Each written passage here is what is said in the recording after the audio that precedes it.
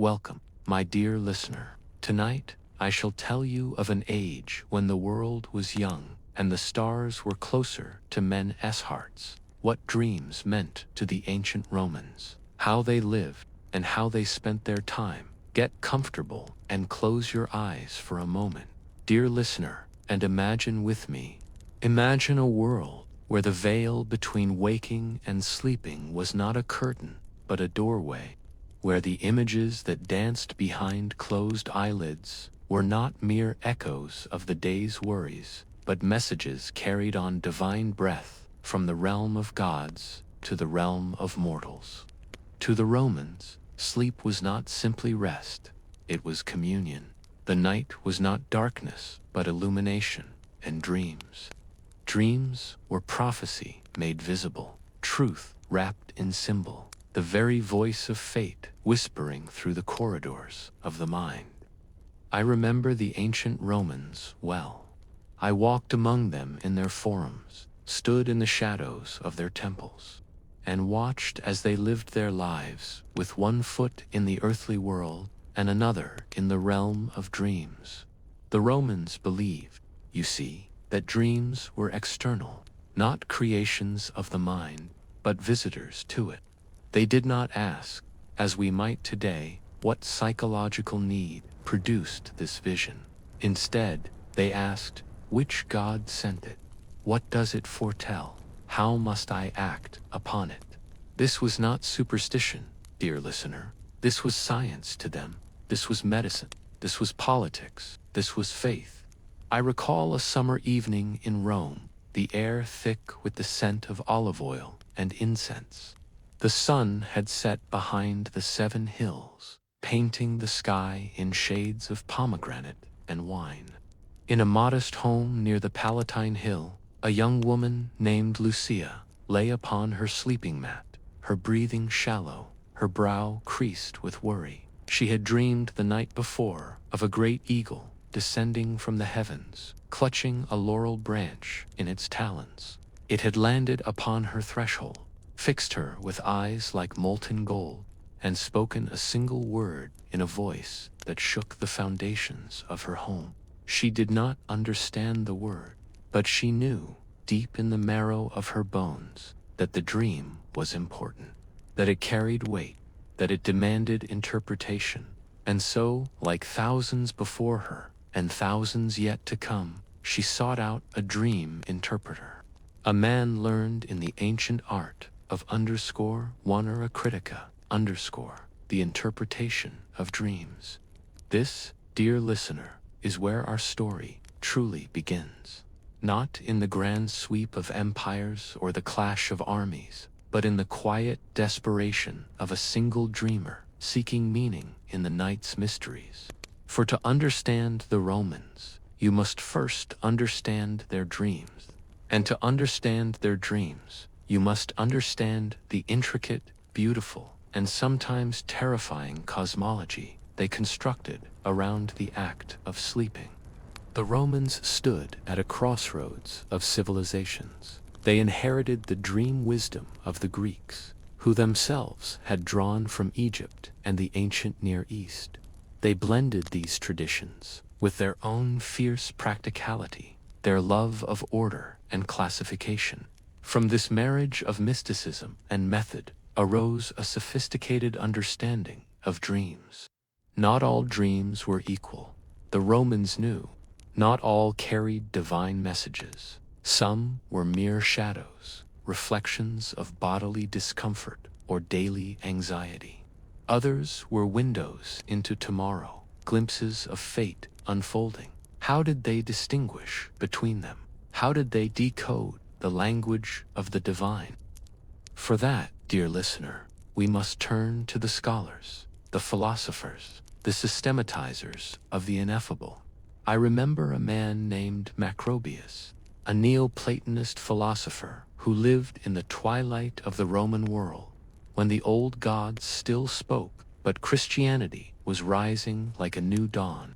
He was not the first to categorize dreams, but his classification became the most influential, echoing through the centuries that followed. Macrobius divided dreams into 5 distinct types. Each had its own character, its own purpose, its own relationship to truth. First, there was the somnium, the enigmatic dream. This was the dream proper, the one that conveyed truth through symbols and allegories. A somnium did not show you the future plainly. Instead, it dressed prophecy and metaphor, requiring the dreamer to seek interpretation. The eagle in Lucia's dream, for instance, would be it might relate to her personal life, to her family, to the community, or even to the cosmic order itself, but it would not tell her directly. It would only hint, only suggest, only whisper. Second came the visio, the prophetic vision. This was direct, unambiguous. If you dreamed of rain and woke to clouds gathering, this was visio. If you saw a friend's death and heard of it the next morning, this too was visio. No symbols, no riddles, just truth, stark and immediate. Third was the oraculum, the oracular dream. In this type of dream, an authoritative figure appeared. A god, a deceased parent, a priest, a hero. They spoke clearly, offering explicit instructions or prophecies. There was no room for misunderstanding. The divine had chosen to communicate directly, and the dreamer's only task was to obey. But not all dreams were prophetic. The fourth type, Macrobius, called the insomnium, the anxiety dream or nightmare. These were the dreams born of worry, of love troubles, of hunger, of daily struggles. The merchant who dreamed of losing his gold, the soldier who relived battles, the mother who saw her children in danger. These were insomnia. They reflected the mind's preoccupations, nothing more. They carried no divine message, no glimpse of tomorrow.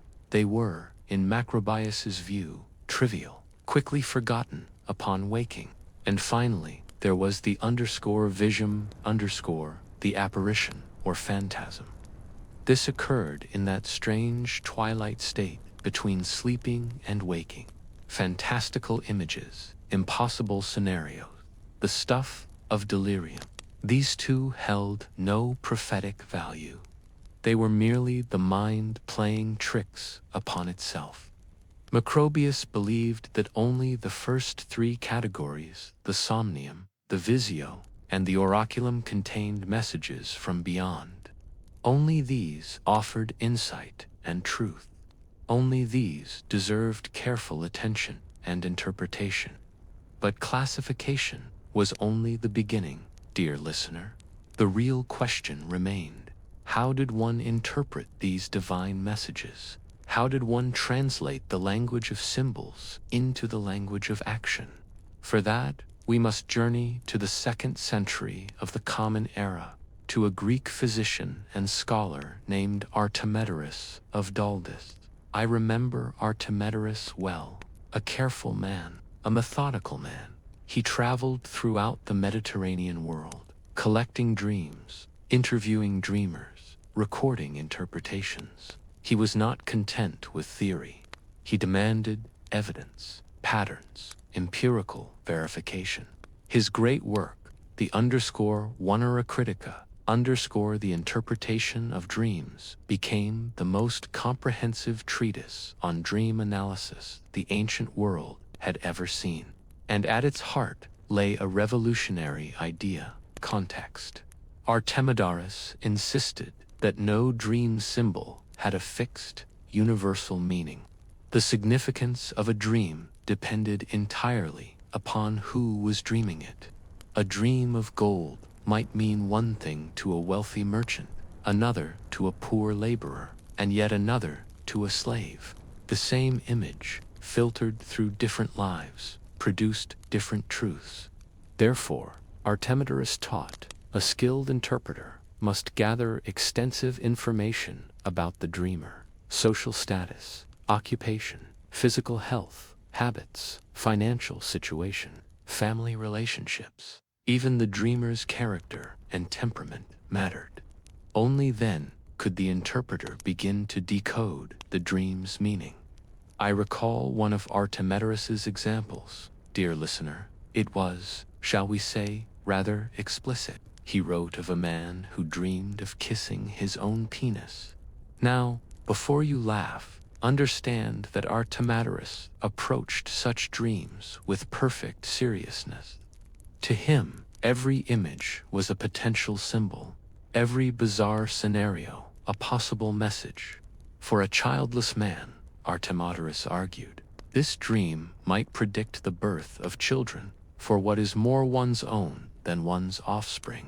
But for a poor man, the same dream might indicate severe financial distress, a turning inward, a reliance solely upon oneself when all other resources had failed. The symbol was the same. The meaning differed based upon the dreamer's circumstances. This was Artemidorus's genius. He understood that dreams spoke in a personal language, that the divine tailored its messages to the individual soul.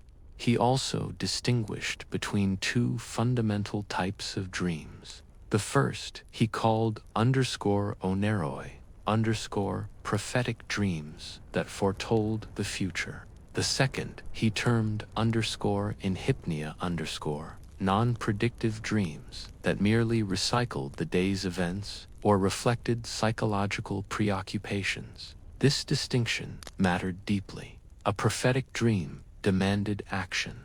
A non-prophetic dream could be safely ignored. But how could one tell the difference?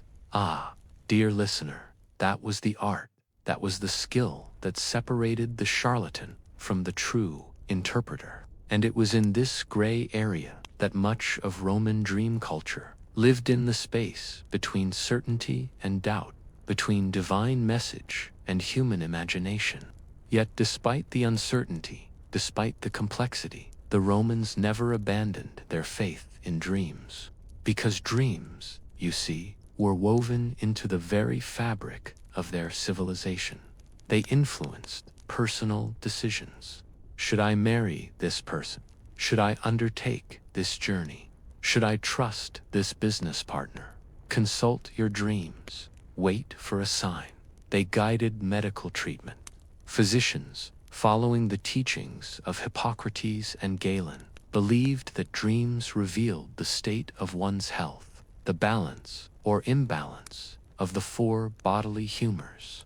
I remember Galen's classifications well. He taught that dreams of fire or conflagration indicated an excess of yellow bile, the hot and dry humor associated with anger and fever. Dreams of smoke, mist, or deep darkness suggested black bile, the cold and dry humor linked to melancholy. Dreams of snow, ice, or hail revealed cold phlegm, the wet and cold humor that produced sluggishness. A skilled physician could diagnose illness by analyzing dreams, Galen believed. The body spoke through sleep, revealing its secrets to those wise enough to listen.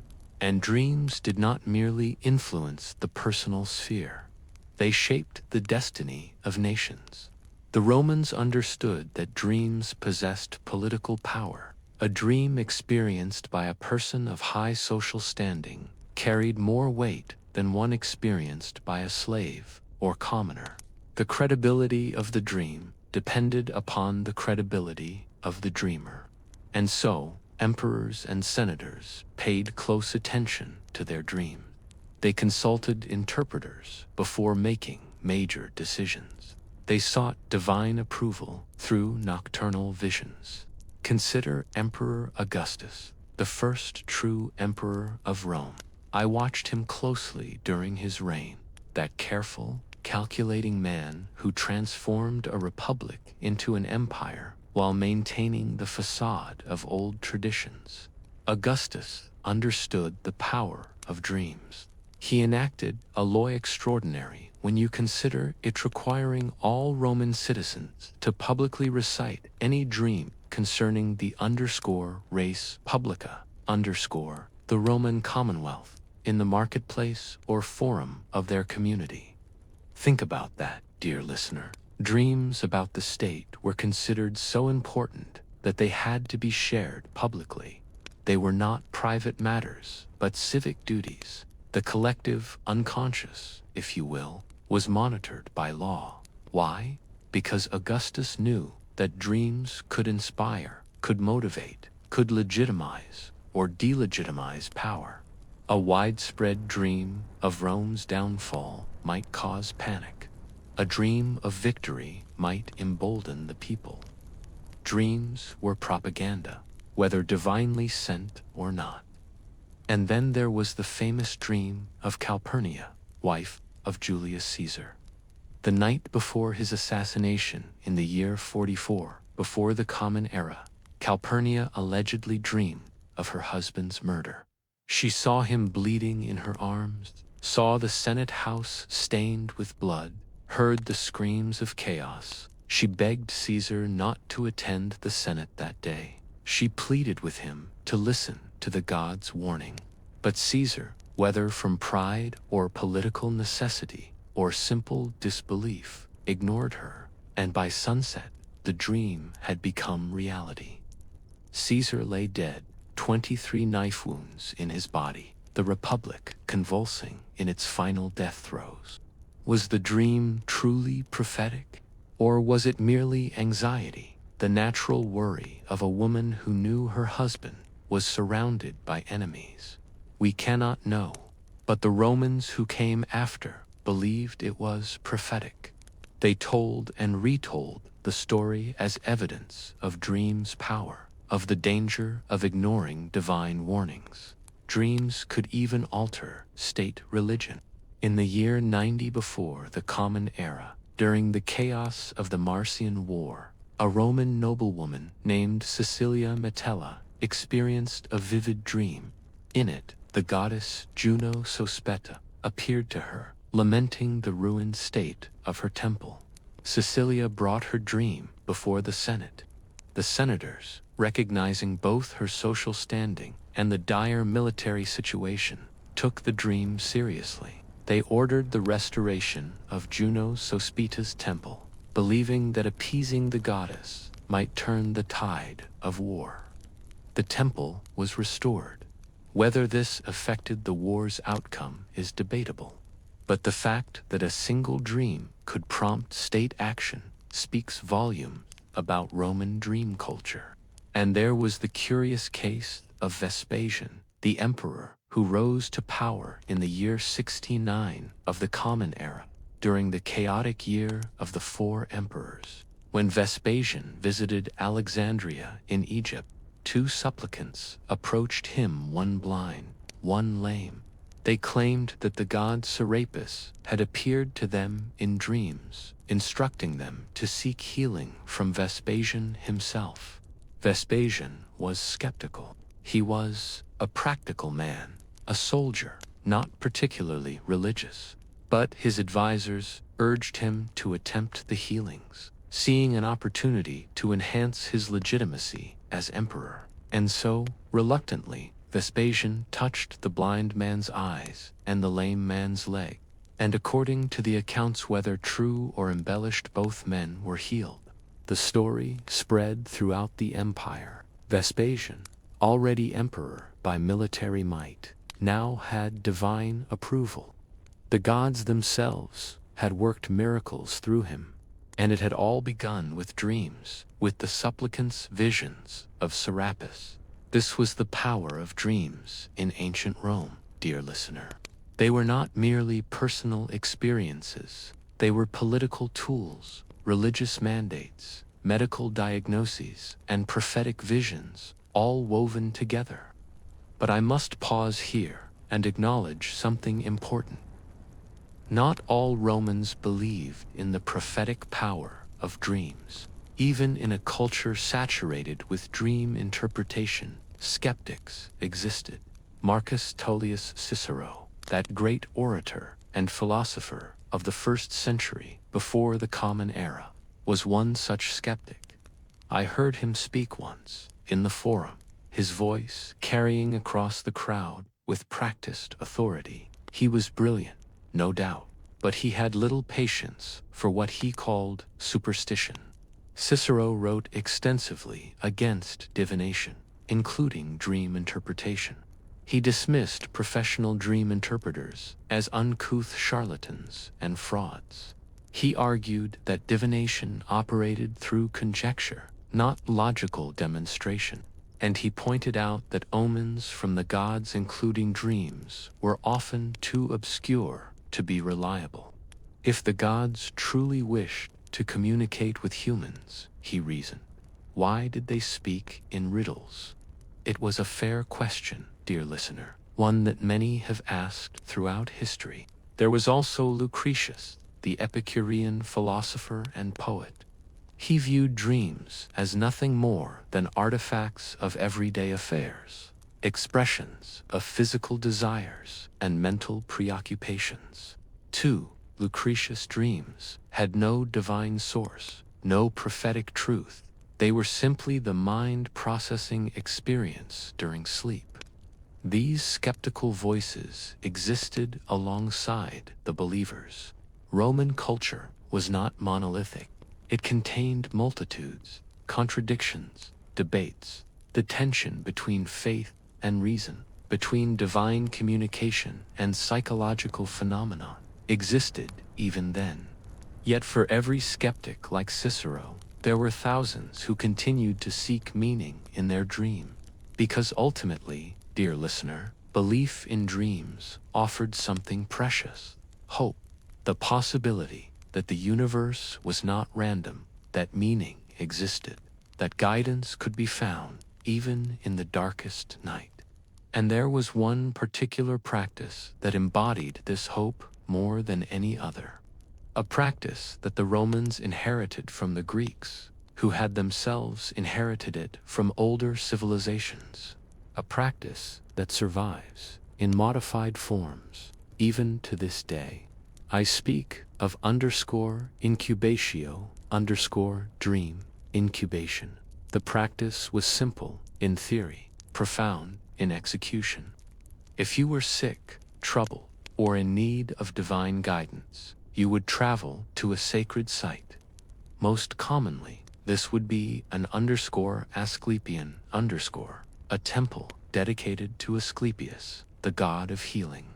Or perhaps a _Serapeum_, dedicated to the Egyptian god Serapis, whom the Romans had adopted into their pantheon.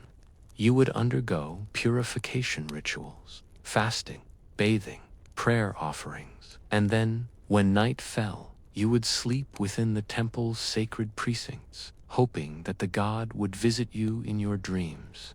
This was not ordinary sleep. This was ritualized, sanctified, intentional dreaming. You were not passively receiving whatever images the night might bring. You were actively seeking divine communication.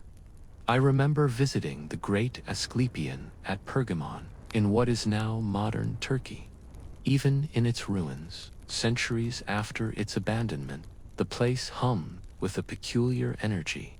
I could imagine the sick and desperate lying upon the stone floors of the sleeping chambers, wrapped in thin blankets, waiting for Asclepius to appear. And he did appear, dear listener, or so they believed. In dreams, the god would come, sometimes in his traditional form, bearded and kind, with his sacred serpent coiled at his feet. Sometimes he appeared as a physician, offering specific medical advice. Sometimes he performed miraculous surgery in the dream itself, and the patient would wake healed. Successful cures were recorded on stone tablets called _Iamata_, which lined the walls of these temples. I have read dozens of them over the centuries. Their inscriptions are formulaic, yes, but deeply moving in their earnestness. Marcus Aurelius, soldier, came to the god with a festering leg wound that would not heal. The god appeared in his dream and instructed him to apply a poultice of honey and wine. Upon waking, Marcus followed the god's instructions. Within 7 days, the wound closed. He dedicates this tablet in gratitude. Livia, mother of 3, suffered from barrenness and despair. She slept in the god's temple for 5 nights. On the 5th night, Asclepius came to her and touched her womb. She conceived the following month and bore a healthy son. In thanksgiving, she offers this inscription and a silver serpent to the god. Were these healings genuine? Were they placebo effect? The power of belief manifesting in physical form? Were they natural recoveries attributed to divine intervention? Or were they truly miraculous, the gods reaching across the veil to touch suffering humanity? I cannot answer that, dear listener. I have lived long enough to know that mysteries remain mysteries, regardless of how much knowledge one accumulates. What I can tell you is that the people believed, and their belief, sincere and desperate, created a powerful healing environment. The temple's sleep was not mere superstition. It incorporated what we might now call therapeutic elements. The journey itself, the pilgrimage to a sacred place, removed the sufferer from their ordinary environment. The purification rituals created a liminal state, a psychological threshold. The atmosphere of the temple, with its incense and quiet and gathered believers, provided communal support, and the expectation of divine intervention activated hope that most powerful of medicines. Sometimes the god's instructions were practical. Use this herb, change this habit, seek that physician. Other times, they were symbolic, requiring interpretation, and occasionally, the god simply offered comforta, divine presence, saying, "You are not alone, you are seen, you are loved." This, I think, was the deepest function of Roman dream culture. Not prediction, not diagnosis, but connection. The assurance that the human experience, with all its suffering and uncertainty, was witnessed by powers greater than ourselves. Yet even as I praise the beauty of this worldview, I must acknowledge its shadow side. Dream interpretation could be abused. Charlatans flourished alongside genuine practitioners. False hope was sold to desperate people. Political manipulation occurred. Dreams could be fabricated. Interpretations could be bought. Prophecies could be engineered to serve powerful interests. And there was the danger of paralysis. If every decision required divine approval through dreams, if one waited endlessly for the right sign, life could freeze into inaction. The gods did not always speak when summoned. The dreams did not always come, I witnessed. Over my long years in Rome, people who became trapped in the endless cycle of seeking, interpreting, seeking again. The quest for certainty through dreams became its own form of suffering. But despite these dangers, despite the skeptics and the charlatans, despite the ambiguities and uncertainties, Roman dream culture endured. It shaped lives, influenced history, and created a worldview in which the boundary between seen and unseen, between mortal and divine, remained eternally permeable. And nowhere was this more visible than in the realm of philosophy, where dreams became not merely practical tools, but vehicles for exploring the deepest questions of existence. The philosopher Cicero, despite his skepticism toward divination, used dreams as a literary device to explore profound ideas. His fictional work, the Dream of Scipio, presented a cosmological vision in dream form. In it, the Roman general Scipio Africanus falls asleep and receives a prophetic vision from his grandfather's spirit. The grandfather shows Scipio the structure of the cosmos, the planetary spheres of Saturn, Jupiter, Mars, Sol, Venus, Mercury, and Luna, all rotating in divine harmony. He explains the soul's journey from the stars to earthly embodiment and back again. He reveals the true nature of glory, virtue, and immortality. This was no mere entertainment, dear listener. Cicero was using the dream framework to present his philosophical and cosmological beliefs. The dream became a teaching tool, a way to make abstract ideas vivid and memorable. Other Roman philosophers followed suit. Dreams became a respected vehicle for philosophical discourse. They allowed writers to present radical ideas under the protective cover of "it was just a dream." They permitted exploration of cosmic mysteries without claiming definitive knowledge. They honored the ancient tradition that wisdom often came through visions rather than logical argument alone. As I sit here now, remembering those distant centuries, I am struck by how thoroughly dreams permeated Roman consciousness. They were not relegated to a separate sphere of experience. They were integrated into every aspect of life: personal, medical, political, religious, philosophical. The Romans lived, in a sense, in two worlds simultaneously: the daylight world of facts, actions, and material reality, and the nocturnal world of symbols, messages, and divine communication. These worlds were not separate, but interpenetrating, each informing and enriching the other. When a Roman closed their eyes at night, they entered sacred time. Sleep became pilgrimage. Dreams became prayer.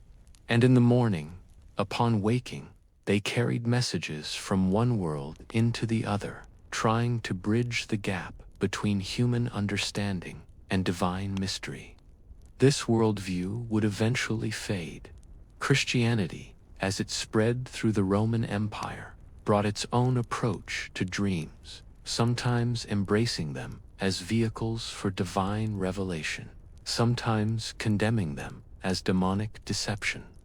The rise of rationalism in later centuries would push dreams further into the realm of the subjective and personal.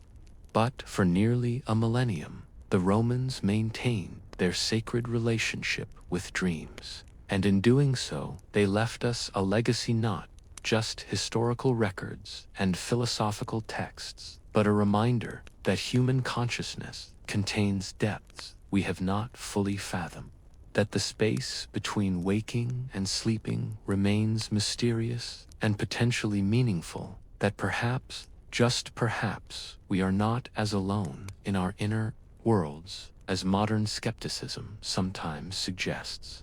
I have told you of Roman dreams, dear listener, how they classified them, interpreted them, acted upon them, how they built a civilization that honored the nocturnal as much as the diurnal, the invisible as much as the visible. But to truly understand the Romans, we must understand not just their dreams, but their history, the vast sweep of time that carried them from a small settlement of farmers and shepherds to masters of the Mediterranean world and beyond.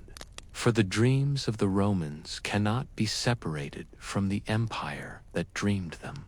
The two are woven together: ambition and prophecy, conquest and fate, the human will striving against and within the divine order. And so, dear listener, let us turn now from dreams to history, from the whispered messages of the night to the thunderous march of centuries. Let us trace the rise and fall of Rome itself, from its legendary founding to its ultimate dissolution. For every empire is a dream made manifest. Every dream, in the end, must wait. Legend and history blur in Rome's origins. Dear listener, the line between myth and memory grows thin as gossamer thread. But this is fitting, for Rome was born from dreams the dreams of gods and heroes, of prophecy and destiny. The traditional date of Rome's founding is April 21st, 753 years before the Common Era. On that spring day, according to the ancient tales, a young man named Romulus traced the city's boundaries with a plow, marking the sacred _Pomerium _ that would separate the civilized world from the wild. But the story begins earlier, much earlier. I remember the tale well, for it was told and retold in every Roman home, carved into every public monument, woven into the very identity of the people. It began with Aeneas, the Trojan prince, who fled the burning ruins of Troy, carrying his elderly father on his back and leading his young son by the hand. Aeneas was no ordinary refugee. He was the son of Venus, the goddess of love, and the mortal Anchises. Divine blood flowed in his veins, and destiny, the Romans believed, guided his wanderings. After years of sailing the Mediterranean, facing storms and monsters and the wrath of Juno, who hated all Trojans, Aeneas landed on the shores of Italy. There, he married the daughter of the local king and founded a new lineage that would centuries later produce the twins Romulus and Remus. The twins' mother was Rhea Silvia, a Vestal virgin sworn to chastity. Their father was Mars, the god of war himself, who came to her in the sacred grove. When her forbidden pregnancy was discovered, she was punished, and the infant twins were ordered to be drowned in the Tiber River. But the gods had other plans. The servant tasked with drowning the babies could not bring himself to commit such an act. Instead, he placed them in a basket and set them adrift on the river, hoping that fate would be kinder than human cruelty. The basket eventually washed ashore at the base of the Palatine Hill. There, in a cave that would later be called the Lupercal, a she-wolf discovered the crying infants, and rather than devouring them as nature would suggest, the wolf nursed them. She became their mother, this wild creature, feeding them with her own milk and protecting them from harm. Later, a shepherd named Faustulus found the twins in the wolf's cave. He and his wife raised the boys as their own, never knowing, or perhaps knowing, but never speaking the divine destiny that awaited them. Romulus and Remus grew into strong young men. They were natural leaders, bold and fearless. They gathered followers, dispossessed men, and outlaws, and eventually learned of their true heritage. They overthrew the king who had ordered their deaths and determined to found a new city at the place where the she-wolf had saved them. But here, dear listener, the dream turned dark. The brothers quarreled over who should rule and where exactly the city should be built. They sought divine guidance through augury, the interpretation of bird flight. Remus, standing on the Aventine Hill, saw 6 vultures. Romulus, on the Palatine, saw 12. Romulus claimed victory. He began marking the city's boundaries. But Remus, in mockery or anger or simple rivalry, jumped over the sacred furrow, violating the _Pomerium before it was even complete. Romulus killed him, his own twin brother, slain over a symbolic boundary, a line in the dirt. "So perish anyone who crosses my walls," Romulus declared. Rome was founded in fratricide, dear listener, born from the blood of kinship betrayed. This would become a recurring theme throughout Roman history, the tension between brotherly love and ruthless ambition, between loyalty and power. Romulus became the first king of Rome, but his city had a problem. Too many men, too few women. The neighboring peoples refused to intermarry with this new settlement of outcasts and criminals. And so Romulus devised a plan. He invited the neighboring Sabines to a great festival, promising entertainment and hospitality. The Sabines came, bringing their wives and daughters, suspecting nothing. At a prearranged signal, the Roman men seized the Sabine women, carrying them off to be their wives. The Sabine men fled, vowing revenge. This event, known as the Rape of the Sabine Women, was celebrated in Roman art and literature for centuries. To our modern sensibilities, it is horrifying an act of mass abduction and forced marriage. But the Romans saw it differently. They saw survival, pragmatism, the founding mothers of their civilization. What fascinates me, dear listener, is what happened next. War came, as expected.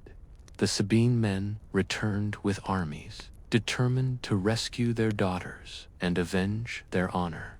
Romulus and his Romans prepared to defend their new city.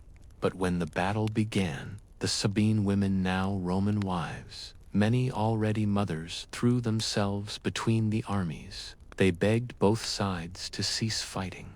"If you continue this war," they cried, "you will make us either widows or orphans.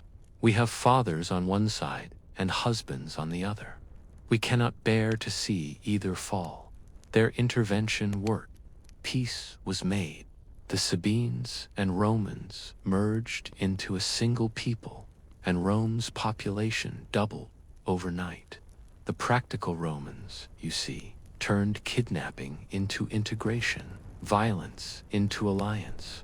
This was early Rome, brutal, pragmatic, adaptable, a city that welcomed outcasts, that found strength in diversity, that bent but did not break. Romulus ruled for many years. According to legend, he did not die, but was taken up to heaven during a sudden storm, becoming the god Quirinus. Whether he was actually murdered by jealous senators, and the storm story invented to cover it up, we cannot know. But the pattern was set. Rome's leaders walked a thin line between divine favor and earthly danger. 6 more kings followed Romulus, making 7 in total. The second king, Numa Pompilius, was Romulus's opposite. Where Romulus had been warlike, Numa was peaceful. Where Romulus had built walls and armies, Numa built temples and calendars. He established Rome's religious institutions, creating the 12-month calendar, appointing priests and Vestal Virgin, and organizing the sacred festivals that would structure Roman life for centuries to come. Whether this was literal divine communication, political theater, or the king's own wisdom attributed to a higher source, the result was the same. Rome gained structure, ritual, and spiritual foundation. The later kings continued Rome's expansion. They built bridges, sewers, temples. They extended Roman territory beyond the 7 hills, conquering nearby settlements and absorbing their populations. The last 3 kings were Etruscans, members of the sophisticated civilization that dominated northern Italy. They brought urban planning, architectural knowledge, and Greek cultural influences. Under their rule, Rome transformed from a village into a true city. But the final king, Tarquin, the proud Lucius Tarquinius, disembodied the worst aspects of monarchy. Arrogant, tyrannical, indifferent to law and custom, he ruled through fear rather than consent. The end came swiftly. Tarquin's son, Sextus Tarquinius, raped a noblewoman named Lucretia. She, though innocent, felt such shame that she summoned her husband and father, told them what had happened, and then stabbed herself to death before their eyes. "My body has been violated," she said, "but my mind is innocent. Death will be my witness, but swear that the adulterer will not go unpunished." Her husband and father swore, and they did more than punish Led by Lucius Junius Brutus, a respected nobleman, They drove the entire Tarquin family from Rome. They abolished the monarchy entirely. It was approximately 509 years before the Common Era. The age of kings was over. The age of the Republic had begun. Chapter 3. The Republic of Equals and Wolves. The word republic comes from the Latin _res publica _, the public thing, the commonwealth. It signified a fundamental shift in Roman consciousness. No longer would one man hold absolute power. Now power would be shared, distributed, checked, or so the theory went. In practice, dear listener, the early republic was a battleground between two classes, the patricians and the plebeians. The patricians were the old aristocratic families, descendants of the original senators appointed by Romulus. They held power, wealth, and prestige. The plebeians were everyone else: farmers, artisans, merchants, soldiers, common citizens with common needs. The patricians monopolized political power. Only they could become consuls, the two chief magistrates elected annually to lead the state. Only they could become senators, serving in the advisory council that truly governed Rome. Only they could hold priesthoods and interpret the divine will. The plebeians, despite making up the vast majority of Rome's population and providing the bulk of its military might, had almost no political voice. This could not stand. The struggle of the orders, as historians call it, dominated the early republic for over 2 centuries. It was a class conflict, yes, but remarkably non-violent compared to similar struggles in other societies. The plebeians had a powerful weapon: withdrawal. Twice in the early republic, the plebeians literally left Rome. They marched out of the city and set up their own camp on nearby hills, refusing to serve in the army or work until their demands were met. Rome, suddenly defenseless and economically paralyzed, had no choice but to negotiate. From these negotiations came the tribunes of the plebs, magistrates elected by and from the common people, with the power to veto any legislation harmful to plebeian interests. The tribunes' persons were sacred and inviolable. To harm a tribune was a capital offense. Later came the publication of the 12 Tables in 451, before the Common Era Rome's first written legal code. Before this, laws had been oral, interpreted by patrician priests in ways that mysteriously always favored their own class. The 12 Tables, though still favoring the wealthy, at least made the law public and knowable. Justice, however imperfect, became slightly less arbitrary. Slowly, grudgingly, the patricians yielded ground. Plebeians gained the right to marry patricians, the right to hold public office, eventually the right to serve as consuls and even as priests. By the mid-3rd century before the Common Era, legal equality had been largely achieved. But legal equality did not mean economic equality, dear listener. Wealth still concentrated in fewer hands. Power still flowed through patronage networks and family connections. The Senate, though technically only an advisory body, wielded enormous influence through tradition and prestige. Still, the Republic had created something remarkable: a system of government that balanced competing interests, that allowed for peaceful conflict resolution, that channeled ambition into public service rather than tyranny. And this republic, built on compromise and competition, proved extraordinarily effective at war. Rome's early centuries were consumed by constant warfare. The Italian peninsula was a patchwork of peoples: Latins, Etruscans, Samnites, Greeks, Gauls, and countless others. Rome fought them all.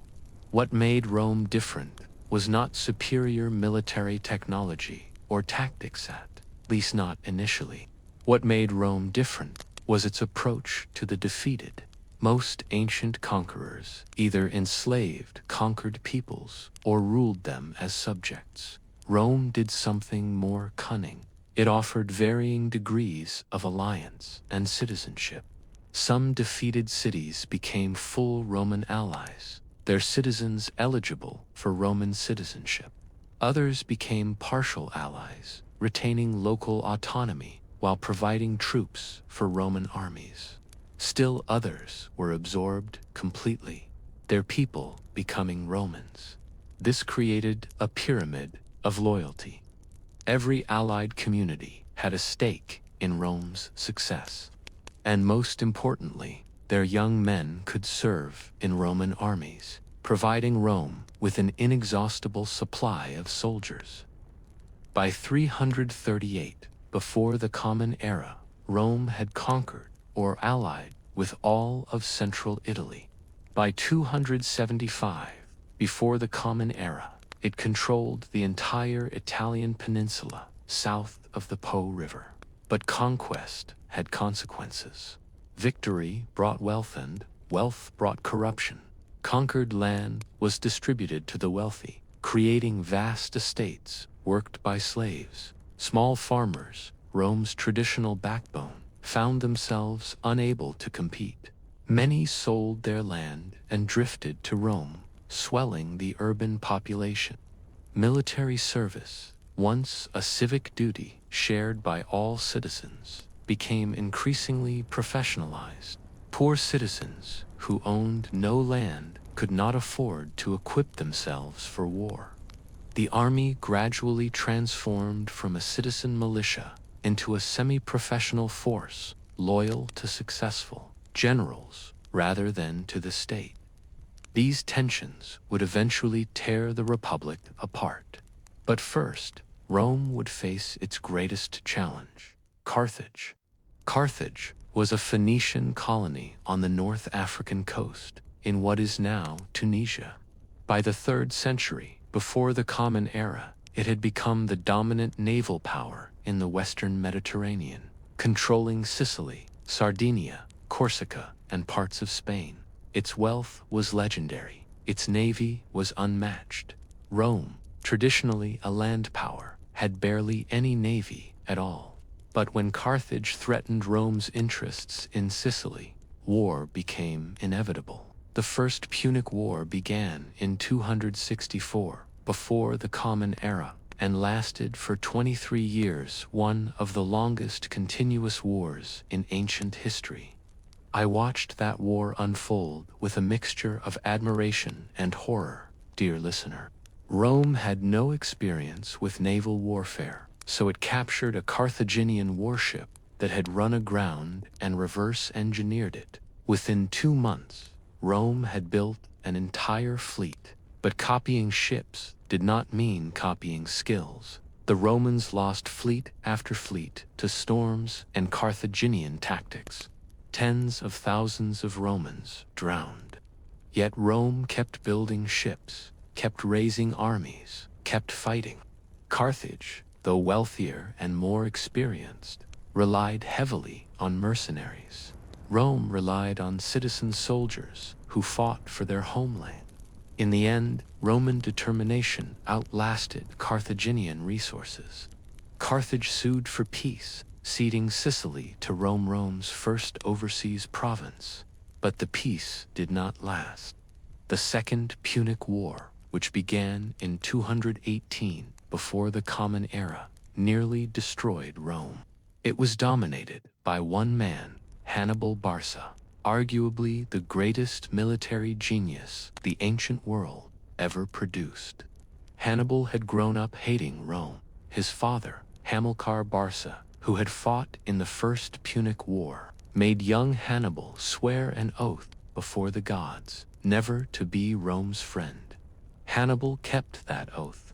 Rather than waiting for Rome to bring the war to Carthage, Hannibal did the unthinkable. He invaded Italy itself. From Carthaginian Spain, he led an army of approximately 60,000 men, complete with war elephants, across the Alps, in late autumn, a feat considered impossible. The crossing cost him dearly. Half his army died in the mountains from cold, hunger, and attacks by hostile tribes. But the survivors descended into the Po Valley like an avalanche.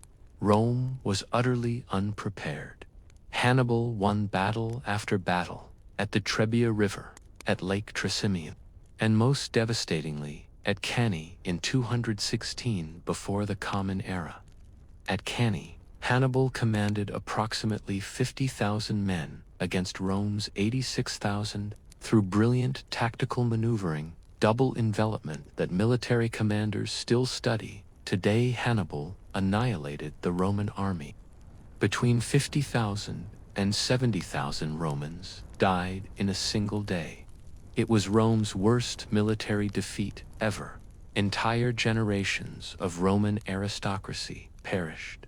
Some families lost every male member. The Senate, when it next convened, had to wear black in collective mourning. Any other state would have surrendered, but Rome, that stubborn, relentless republic, refused. The Senate declared, "Rome does not treat for peace in the presence of an armed enemy." They freed slaves to fill the depleted legions. They melted down temple treasures to buy weapons. They recalled every available soldier, and they changed tactics. Rather than fighting Hannibal directly, Rome adopted a strategy of attrition. They shadowed Hannibal's army, cut his supply lines, retook allied cities that had defected to him, and avoided major battles. Hannibal could win every battle, but never the war, because Rome simply would not quit. I remember watching Hannibal camp in sight of Rome's walls, so close he could see the smoke from household fires. His army was intact. Rome itself seemed within his grasp, but he lacked siege equipment and reinforcements. He could not take the city, and Rome would not surrender. For 13 years, Hannibal ravaged Italy. For 13 years, Rome endured, and gradually, inexorably, Rome began to win. The turning point came when Rome sent an army to Africa under the command of Scipio Africanusius, the same Scipio who would later experience the famous dream. Scipio threatened Carthage itself, forcing Hannibal to abandon Italy and return to defend his homeland. At Zama in 202 before the Common Era, Scipio defeated Hannibal. Carthage surrendered. The Second Punic War was over. Rome had won, but at terrible cost. Perhaps a quarter of Italy's adult male population had died. Entire regions had been devastated. The social fabric had been strained nearly to breaking. Yet Rome emerged from the war as the undisputed dominant power in the Western Mediterranean. And Rome was no longer interested in mere security. Now it sought empire. The Third Punic War, which began in 149 before the Common Era, was less a war than an execution. Rome, still harboring deep hatred for Carthage, found a pretext to attack the elderly senator. Cato supposedly ended every speech, regardless of topic, with the phrase, "Furthermore, I believe Carthage must be destroyed." And destroyed it was. In 146, before the Common Era, after a 3-year siege, Roman forces captured Carthage, killed or enslaved its entire population, burned the city to the ground, and allegedly sowed salt into the earth so nothing would grow there.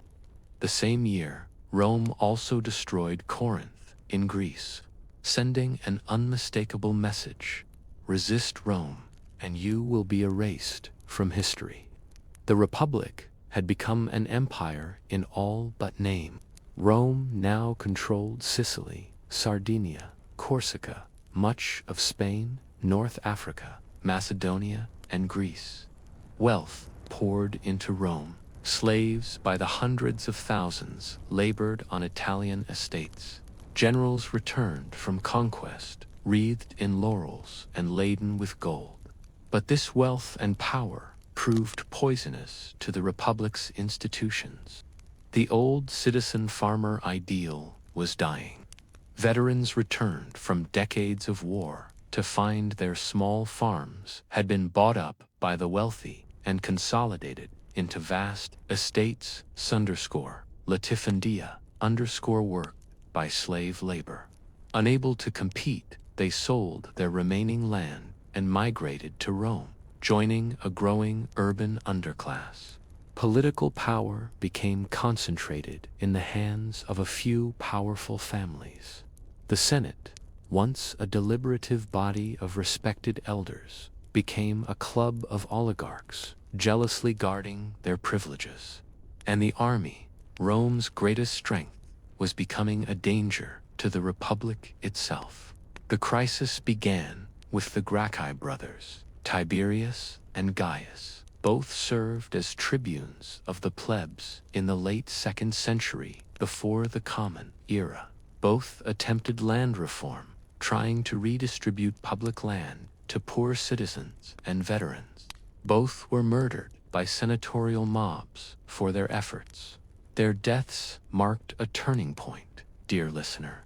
Political violence, once almost unknown in Republican Rome, became commonplace. The rules of civil discourse were breaking down.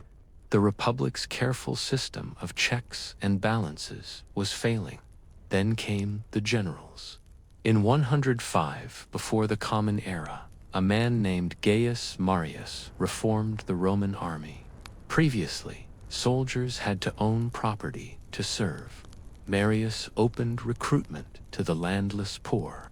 This created a professional army, yes, but it also created soldiers whose loyalty was to their general, the man who paid them and promised them land upon retirement, rather than to the abstract concept of the Republic.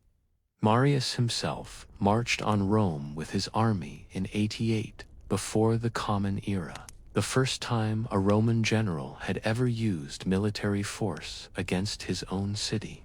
He did it to secure a military command. His rival, Lucius Cornelius Sulla, did the same thing. Sulla marched on Rome twice, the second time declaring himself dictator in 82 before the Common Era. He held absolute power for 2 years, purging his enemies through proscription lists, public notices, declaring certain men outlaws whose property could be seized and who could be killed with impunity. Thousands died. The Republic's norms were shattered. Sulla eventually retired, believing he had restored the Republic's health, but he had merely shown ambitious men that the Republic could be seized by force. The precedent was set. The Republic was dying. It would linger for a few more decades, but the disease was terminal. In the twilight of the Republic, 3 men stood astride the Roman world like Colossi. Their names were Pompey, Crassus, and Caesar. Together, they formed what historians call the First Triumvirate unofficial alliance to dominate Roman politics. Pompey the Great, so-called, was Rome's most successful general.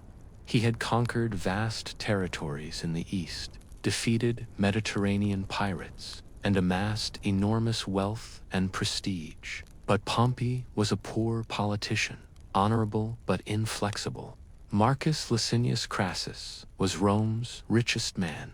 His wealth derived from real estate, silver mines, and slave trading. He craved military glory to match his wealth. This craving would ultimately kill him in the deserts of Parthia. And then there was Gaius Julius Caesar. I knew Caesar, dear listener. I watched him closely throughout his remarkable life. He was brilliant, charming, utterly ruthless, and possessed of an ambition that dwarfed even Alexander's. He saw himself as destiny's chosen instrument. Whether the gods agreed is a question I cannot answer, but certainly he shaped history as few men ever have. Caesar was a patrician by birth. but allied himself with the common people. He spent enormous sums, much of it borrowed in public entertainments, to win popular support. He served in various magistracies, always with an eye toward greater power. In 60, before the Common Era, Caesar formed the first triumvirate, with Pompey's prestige, Crassus's wealth, and his own political cunning. Caesar secured appointment as consul and then as governor of Gaul, roughly modern France and Belgium. What followed was 8 years of conquest that Caesar himself chronicled in his commentaries on the Gallic War. He subdued dozens of Celtic tribes, crossed the Rhine River into Germanic territory, even invaded Britain twice, something no Roman had done before. He fought with tactical brilliance and strategic vision. He also displayed shocking brutality. Entire tribes enslaved, cities destroyed, perhaps 1 million Gauls killed. Caesar sent regular dispatches to Rome, ensuring his victories were celebrated, and his fame grew. He was building more than an empire in Gaul. He was building a reputation, and he was building something even more valuable, a loyal, experienced, battle-hardened army personally devoted to him. The Senate watched this with growing alarm. Caesar's term as governor was ending. Roman law required him to disband his army before entering Rome. Once he did so, his enemies could prosecute him for various alleged crimes. Caesar would be ruined. But Caesar had no intention of disbanding his army. On January 10th, 49, before the Common Era, Caesar stood on the banks of the Rubicon River, the boundary between his province and Italy proper. By law, no general could cross that boundary with an army. To do so was treason. According to the historian Suetonius, Caesar hesitated briefly, then quoted a Greek phrase, "The die is cast." He crossed the Rubicon. Civil war had begun. The phrase "crossing the Rubicon" has entered our language as a metaphor for passing a point of no return, dear listener. And indeed, there was no going back. The Republic's last hope for peaceful resolution died the moment Caesar's soldiers waded through that shallow river. Pompey, appointed by the Senate to defend the Republic, fled Rome rather than face Caesar's hardened legions. The civil war raged across the Mediterranean for 4 years. Caesar defeated Pompey's forces in Greece at Pharsalus. Pompey fled to Egypt, where he was assassinated by the boy king Ptolemy, who hoped to win Caesar's favor by presenting him with Pompey's severed head. Caesar reportedly wept when he saw it. Whether from genuine grief for his former ally or theatrical display, I cannot say. Perhaps both. Caesar pursued the war to Egypt, where he became entangled with Cleopatra, the remarkable young queen. He installed her firmly on the throne and fathered a son with her Caesarion.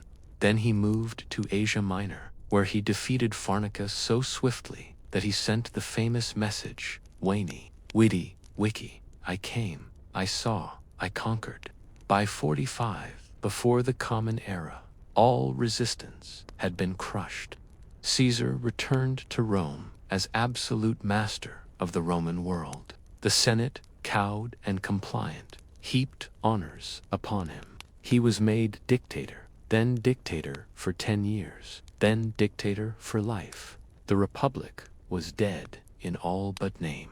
Caesar initiated sweeping reforms, a new calendar, debt relief, land distribution to veterans, citizenship grants to provincials, reorganization of local governments. He planned massive public works, and even an invasion of Parthia to avenge Crassus's death. But he also accepted divine honors. Statues of him were placed in temples. His birthday became a public holiday. He wore purple robes and sat on a golden throne. Whether he actually wanted to be crowned king anathema to Romans, since the expulsion of the Tarquins remains debated, but many believed he did. A group of senators, calling themselves the Liberators, decided he must die. Their leader was Marcus Junius Brutus, a man Caesar loved and trusted. Brutus claimed descent from the Brutus who had overthrown the last king. He felt bound by honor to repeat his ancestors' deed. On the Ides of March the 15th day in 44, before the Common Era, the senators surrounded Caesar in Pompey's theater complex, where the Senate was temporarily meeting. They drew hidden daggers. 23 senators struck him, 23 wounds in his body. According to legend, Caesar fought back until he saw Brutus among his attackers. Then he pulled his toga over his head and died, speaking his last words in Greek, "Kaisu tenon, you too, child." Whether those words were truly spoken or invented later for dramatic effect, they captured a truth. Caesar was betrayed by those closest to him, killed not by enemies, but by men who claimed to love the Republic more than they loved him. But the Liberators had miscalculated catastrophically. They had killed Caesar, yes, but they had no plan for what came next. They naively believed that with the tyrant dead, the Republic would simply resume as before. The Roman people disagreed. Caesar had been popular with the masses, had reformed in their favor, had been their champion. His funeral became a riot. The Liberators fled Rome for their lives. And into the void stepped 3 new men: Mark Antony, Caesar's loyal lieutenant; Lepidus, Caesar's master of horse; and Octavian, Caesar's 18-year-old great-nephew and adopted son. They formed the Second Triumvirate. Unlike Caesar's informal alliance, this was official, legally sanctioned tyranny. The 3 men divided the Roman world among themselves and proscribed their enemies, just as Sulla had done. Hundreds of senators and equestrians were hunted down and murdered. The great orator, Cicero, who had opposed both Caesar and Antony, was killed, his head and hands cut off and nailed to the speaker's platform in the Forum as a warning. The Liberators, led by Brutus and Cassius, raised an army in the east. The triumvirs met them at Philippi in Greece in 42 before the Common Era. The Liberators were crushed. Both Brutus and Cassius committed suicide. The Republic's last defenders were dead. Now only the triumvirs remained. And 3 was too many. Lepidus was quickly sidelined, forced into retirement. That left Antony and Octavian, and the tension between them was unbearable. Antony was the senior partner, the experienced general, the charismatic leader. He took the wealthy East as his domain, including Egypt, where he became Cleopatra's lover and political ally. Together they dreamed of a Hellenistic-style monarchy ruling the eastern Mediterranean from Alexandria. Octavian held Italy and the West.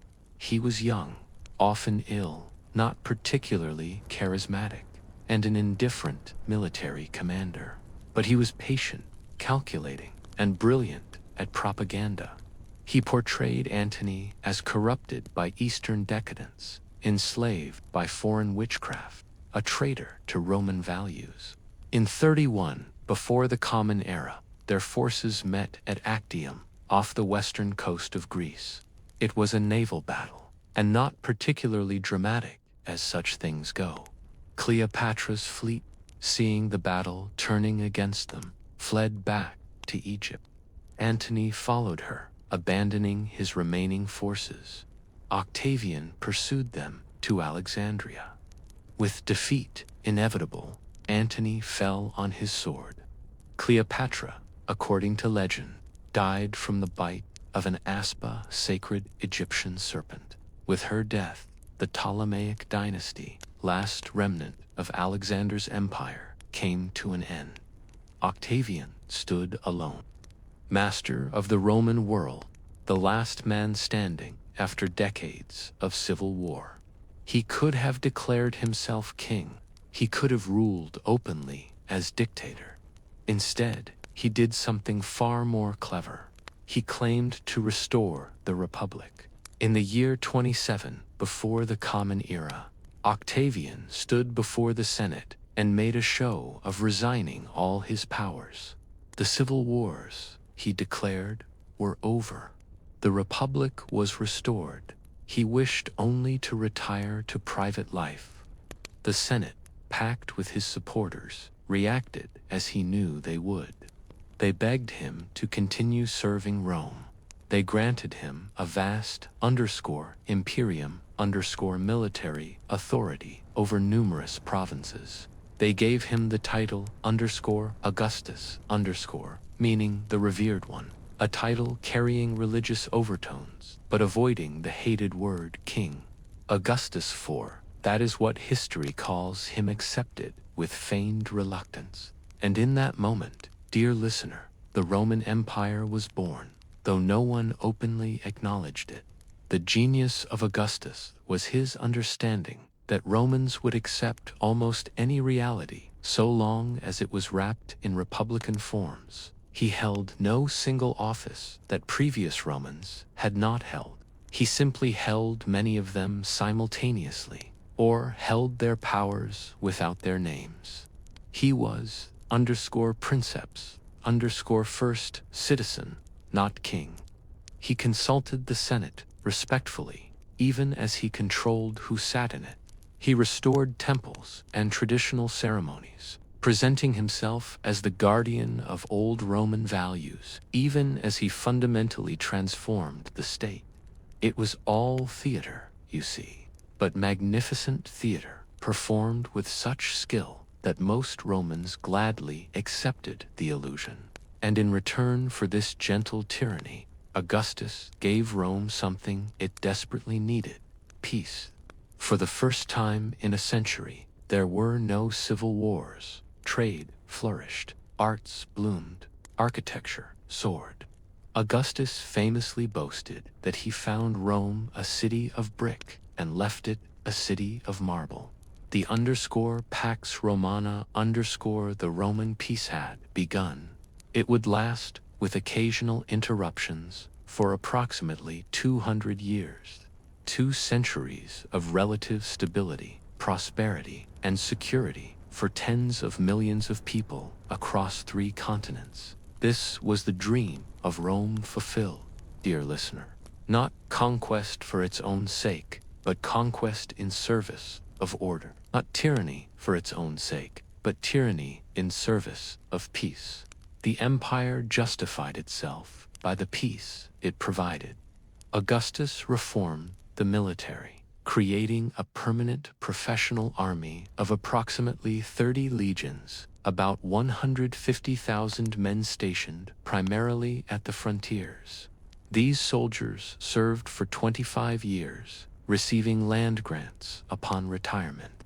This created stability, expertise, and a military loyal to the emperor personally. He established the Praetorian Guard, an elite force that protected the emperor, but would, in later reigns, frequently make and unmake emperors through assassination and coup.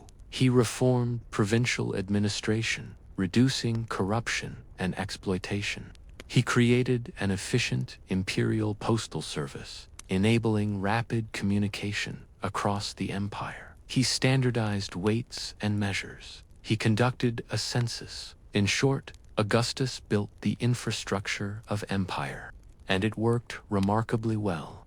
But there were shadows, even in this golden age. Augustus's own family life was troubled. His daughter Julia's scandalous affairs embarrassed him publicly.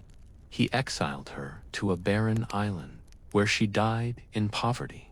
His designated heirs kept dying, one after another, claimed by illness, accident, or possibly poison. Finally, reluctantly, he adopted his stepson Tiberius, a capable but stern and unpopular figure. And there were military disasters. In the year 9 of the Common Era, 3 entire Roman legions, approximately 15,000 men, were ambushed and annihilated in the Teutoburg forest in Germania by Germanic tribes under Arminius.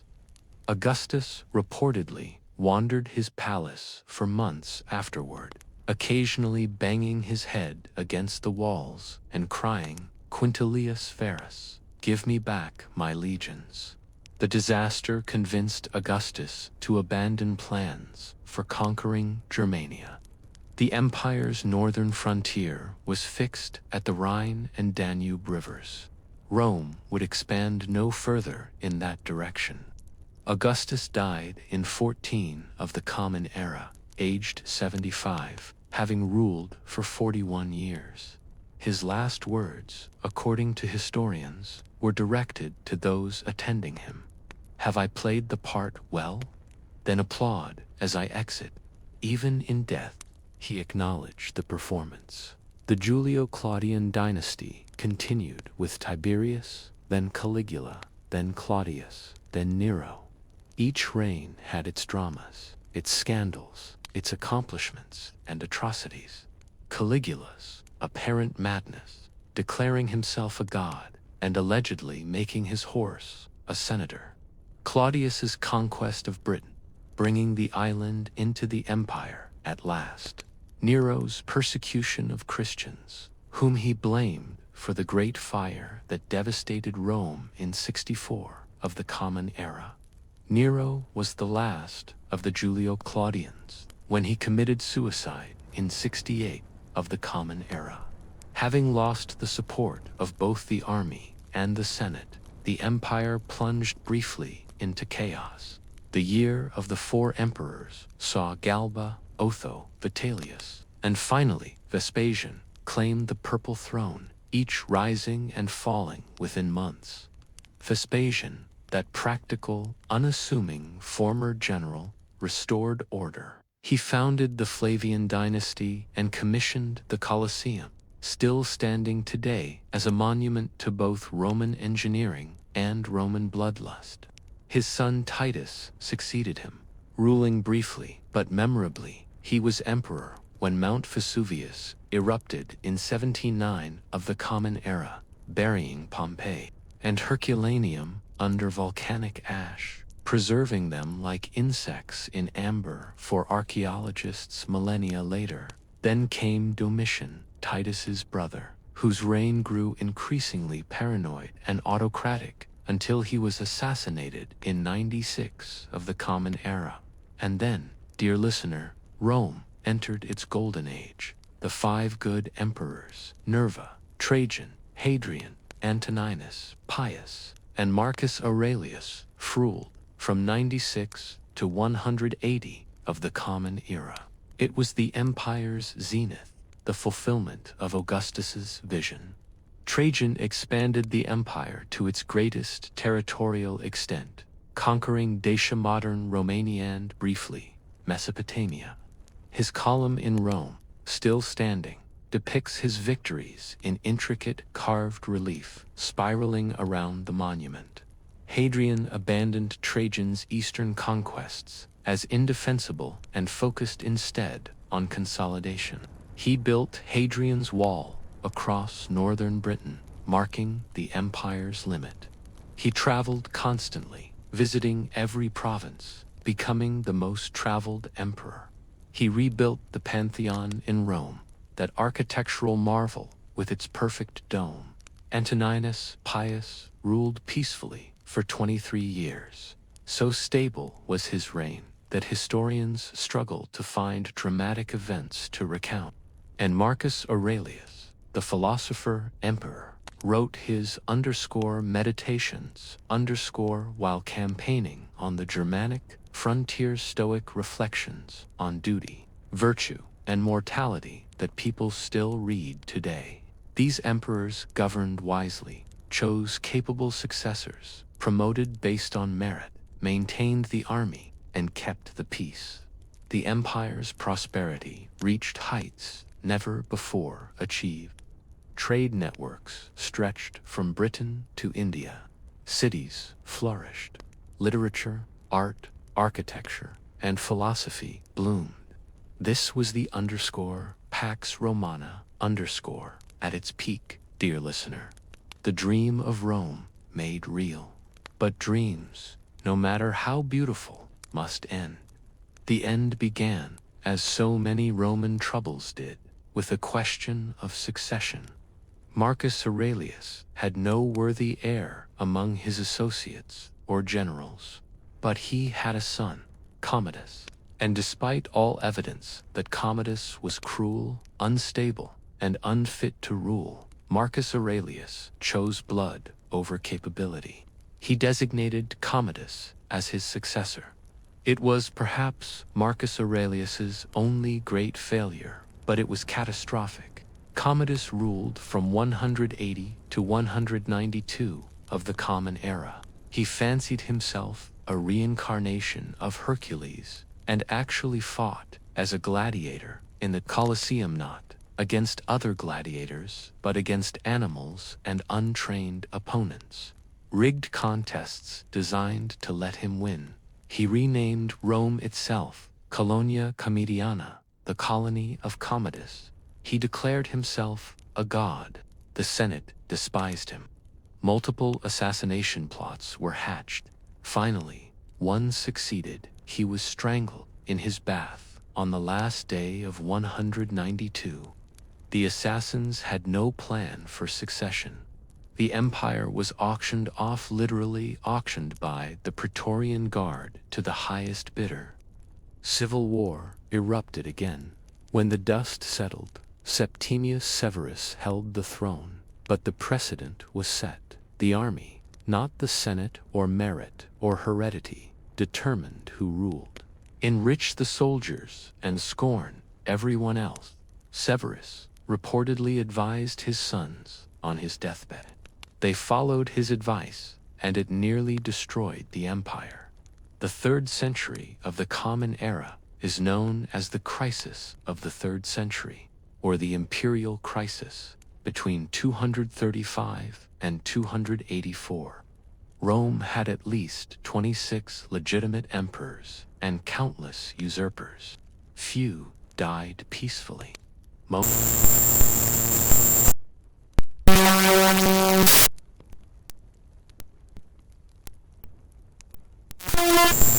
The average reign lasted less than 3 years. This chaos invited catastrophe. The frontiers, neglected and undermanned, began to crumble. Germanic tribes poured across the Rhine and Danube. The Persian Sassanid Empire, which had replaced the Parthians, invaded the eastern provinces. In 260, the Emperor Valerian was captured by the Persian king Shapur and died in captivity.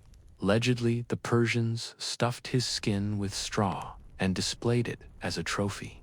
The economy collapsed. Constant civil war disrupted trade. Emperors debased the currency to pay their armies, triggering massive inflation. Plague swept through the empire repeatedly, killing millions and depopulating entire regions. The empire fragmented. In the west, the Gallic Empire broke away, encompassing Britain, Gaul, and Spain. In the east, the city of Palmyra, under Queen Zenobia, carved out an independent realm. For a time, 3 separate Roman empires existed simultaneously, each claiming legitimacy. It seemed, dear listener, that Rome had finally reached its end, that the dream born on the 7 hills, expanded across 3 continents, sustained for centuries, was finally dying.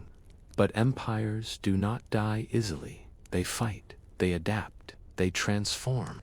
In 270, the Emperor Aurelian, one of Rome's greatest warrior emperors, though little remembered, today reconquered both the Gallic Empire and Palmyra. The empire was whole again, though grievously wounded. Then came Diocletian. Diocletian rose to power in 284, another soldier emperor. But unlike his predecessors, he recognized that the empire had become too large, too complex, too threatened on too many frontiers for one man to rule effectively. So he divided it. Diocletian established the Tetrarchia rule of 4. The empire was split into eastern and western halves, each ruled by an Augustus with a subordinate Caesar. The idea was that the Caesars would eventually succeed the Augusti peacefully, maintaining stability and continuity. It was a brilliant solution in theory. In practice, it lasted only as long as Diocletian's forceful personality held it together.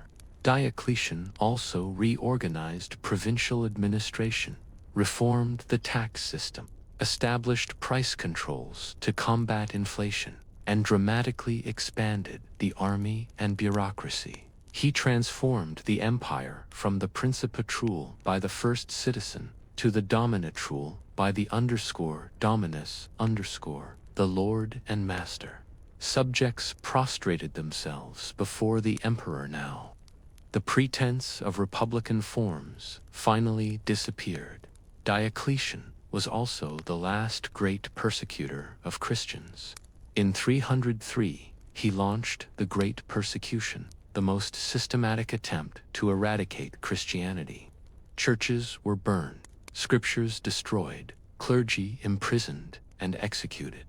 Christians who refused to sacrifice to the traditional gods were tortured and killed. It failed utterly. Christianity had spread too widely, sunk roots too deeply. Martyrdom only strengthened the faith.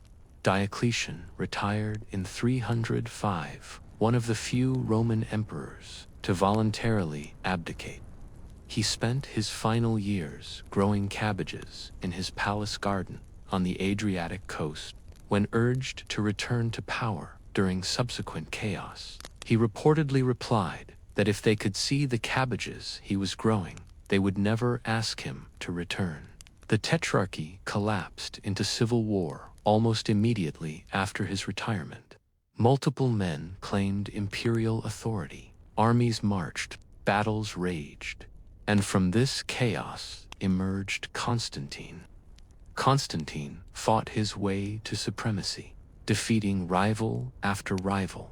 According to legend, before the decisive battle of Milvian Bridge outside Rome in 312, he saw a vision in the sky, a cross of light with the words, "In this sign, conquer." Whether he truly saw this vision or invented it later for political purposes, the result was momentous. Constantine converted to Christianity. He ended the persecutions. He made Christianity legal, then favored, then effectively official. The empire that had fed Christians to lions now bowed before the cross. Constantine also founded a new capital, Constantinople, built on the site of the ancient Greek city of Byzantium, became the new Rome, a Christian capital for a Christian empire, strategically located at the crossroads of Europe and Asia. The old Rome, the city of Augustus and Caesar and the She-Vault, was gradually becoming secondary. Constantine died in 337, leaving the empire to his sons. They promptly fell to fighting among themselves, a pattern that would repeat endlessly. The empire was permanently divided in 395 upon the death of Emperor Theodosius I. The Western and Eastern Roman empires would now follow separate paths, though both claimed to be the true Rome. The Western Empire limped through the 5th century like a mortally wounded creature that refused to die. The frontiers collapsed entirely. Vandals, Visigoths, Ostrogoths, Huns, Burgundians, Franks, Germanic, and Hunnic peoples poured across the borders, not as raiders, but as migrants, fleeing their own pressures and seeking land within the empire. Rome could no longer field the armies necessary to stop them. Instead, it made treaties, settled them on imperial land in exchange for military service, tried to absorb them as it had absorbed so many peoples before, but this time was different. These peoples were too numerous, too powerful, and Rome too weak. In 410, the Visigothic king Alaric sacked Rome itself. For 3 days, his warriors looted the Eternal City. It was the first time in 8 centuries that Rome had fallen to a foreign enemy. The shock reverberated throughout the Mediterranean world. Saint Jerome, writing from distant Bethlehem, lamented, "The city which had taken the whole world was itself taken, but Rome survived even this." The Western Empire staggered on for another 66 years, its territory shrinking, its power evaporating, its emperors increasingly irrelevant puppet figures controlled by Germanic military commanders. The end, when it came, was almost anticlimactic. In 476, a Germanic military leader named Odoacer deposed the last Western Roman emperor, boy named Romulus Augustulus, his name a cruel echo of Rome's founder and first emperor. Odoacer sent the imperial regalia to Constantinople, declaring that one emperor was sufficient for both halves of the empire. The Western Roman Empire had ceased to exist. But dear listener, here is what fascinates me, what I want you to remember as we close this long tale. Rome did not truly die that day. Yes, the political structure called the Western Roman Empire ended. But Roman civilization continued. The Germanic kingdoms that replaced the empire, the Ostrogothic kingdom in Italy, the Visigothic kingdom in Spain, the Frankish kingdom in Gaul, considered themselves inheritors of Rome. Their kings claimed Roman titles, governed through modified Roman law, and maintained Roman administrative structures. They minted coins with Latin inscriptions. They built churches in Roman architectural styles. The Latin language did not disappear. It evolved, fragmenting into the Romance languages Italian, French, Spanish, Portuguese, Romanian that hundreds of millions speak today. Every time someone speaks these tongues, Rome speaks through them. Roman law survived and thrived. The great legal codification of Emperor Justinian in the 6th century, the _corpus juris civilis, became the foundation of European legal systems. Modern concepts of contract, property, and civil rights trace their lineage directly to Roman jurisprudence. The Catholic Church, headquartered in Rome itself, preserved and transmitted Roman organizational genius, Latin literacy, and administrative sophistication throughout the Middle Ages. The Pope claimed to be the successor of the Roman Pontifex, Maximus. Bishops governed from cities that had been Roman administrative centers. Monasteries copied Roman texts, preserving knowledge that would have otherwise been lost. And the Eastern Roman Empire, which we call Byzantine, though they called themselves Romans, continued for another 1,000 years. Constantinople stood as the greatest city in Christendom, a beacon of Roman civilization, while Western Europe fragmented into feudalism.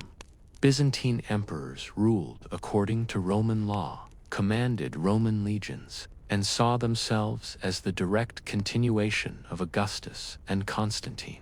When Constantinople finally fell to the Ottoman Turks in 1453, the last Roman emperor, Constantine XI, died fighting on the walls, his body never found. With him died the final political manifestation of Rome. But even then, the Ottoman sultans claimed to be the new Caesars, and the Russian Tsars, the very word derived from Caesar, declared Moscow to be the third Rome. You see, dear listener, Rome became an idea larger than any political entity. It became a dream of universal order, of law over chaos, of civilization over barbarism. Every subsequent empire in Western history, Charlemagne's Holy Roman Empire, Napoleon's French Empire, the British Empire, even the American concept of republican virtue has defined itself in relation to Rome, either as heir or as alternative. And the dreams of the Romans, their conviction that sleep was sacred, that the gods spoke through symbols, that the future whispered to those who knew how to listen. This too has echoed through the centuries. Medieval Christians interpreted dreams as divine messages or demonic temptations. Renaissance scholars rediscovered Artemidorus and studied ancient dream interpretation. Freud and Jung, though working from psychological rather than religious frameworks, still asked the same fundamental question the Romans asked. What do dreams mean? We modern people may no longer believe that dreams are external messages from gods. We may attribute them to the unconscious mind, to memory consolidation, to random neural firing. But we still sense that dreams matter, that they tell us something important about ourselves, that they contain a wisdom we can access in no other way. In sleep laboratories and therapy offices, in dream journals and morning conversations, we continue the Roman practice of taking dreams seriously, of seeking their interpretation, of believing that the nocturnal world has something to teach the waking one. I have lived long enough, dear listener, to watch empires rise and fall like the tide. I have seen Alexandria burn, Constantinople fall, Rome itself reduced to a village among ruins before rising again. I have watched languages evolve, religions transform, technologies revolutionize human life beyond anything the ancients could imagine. But certain things remain constant. We still dream. We still wonder what our dreams mean. We still seek order in chaos, meaning in randomness, messages in the seemingly meaningless. The Romans understood something profound, that human beings exist simultaneously in multiple realms: the realm of the body and its needs, the realm of society and its demands, the realm of reason and its calculations, and the realm of dreams, symbols, and mysteries that reason cannot fully penetrate. They honored all these realms. They built an empire on military might and pragmatic governance.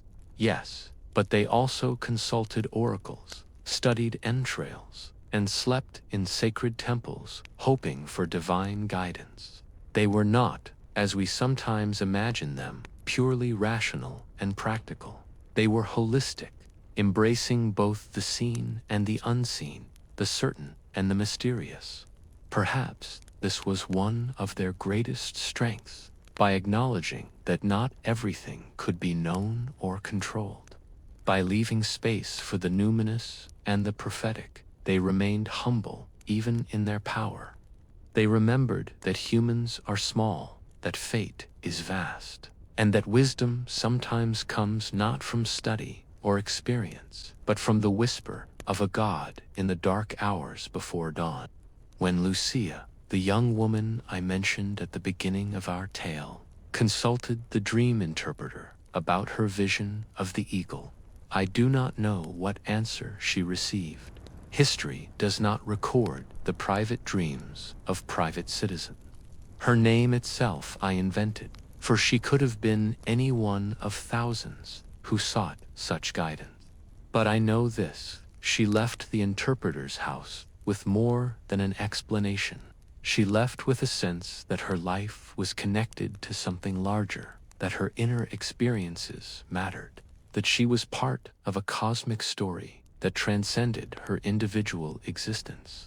This is what the Roman dream culture provided: not just practical advice, or political propaganda, or medical diagnosis, but a sense of enchantment, of meaning, of connection to the divine. We have lost much of this in our modern world, dear listener.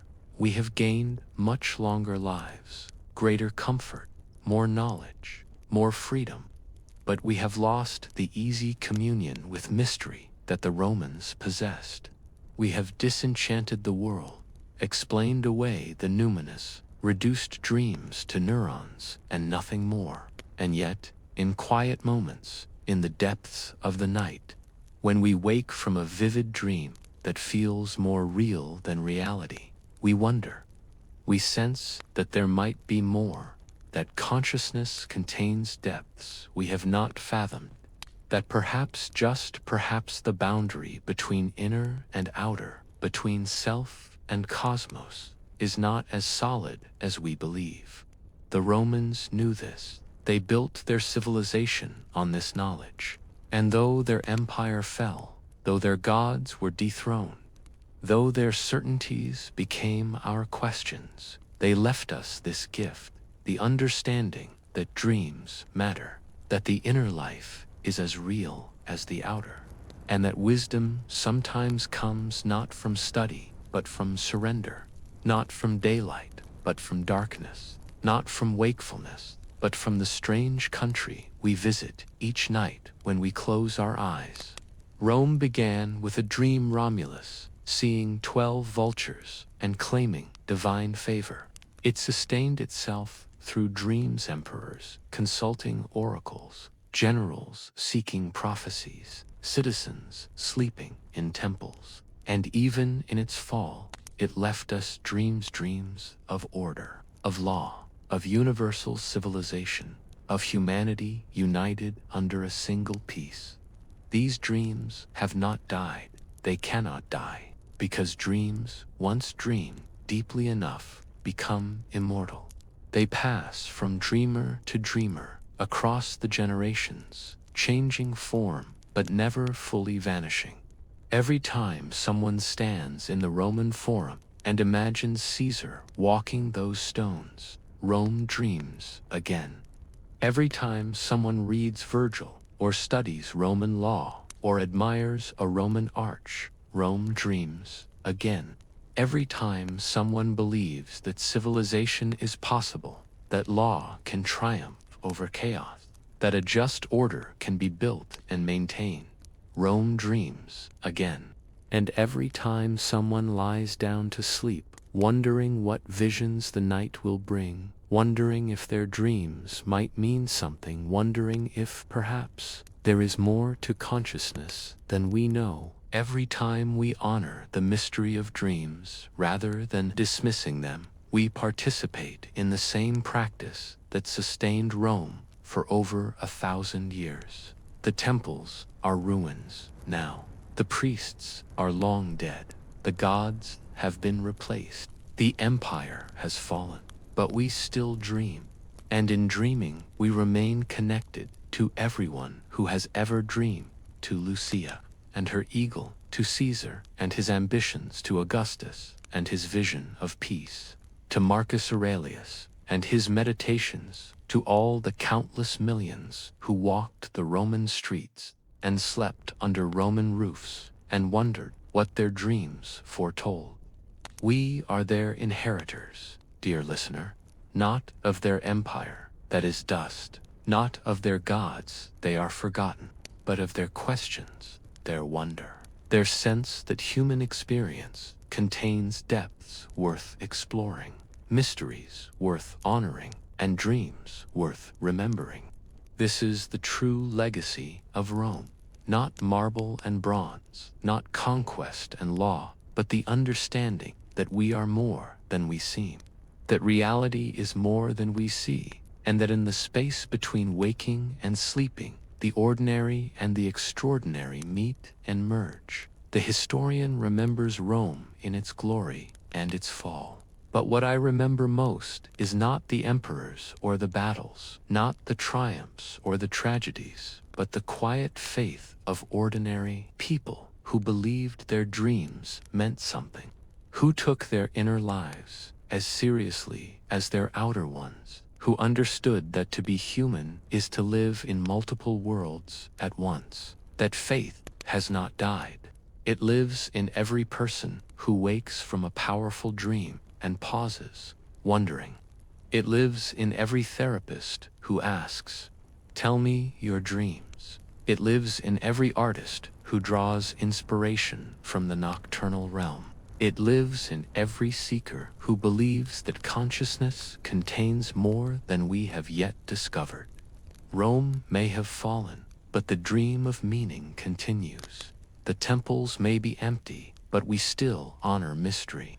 The oracles may be silent, but we still listen for whispers from beyond the waking world. And as long as humans dream, dear listener, as long as we wonder what our dreams might mean, as long as we honor the inner life, as much as the outer Rome will never truly die. For Rome was not just an empire of stone and steel. It was an empire of imagination, of meaning-making, of the conviction that human consciousness touches something eternal, and that empire endures. And thus ends another memory from ages long past. If you have found a spark of wonder here, stay a while longer, for there are countless tales yet to be remembered.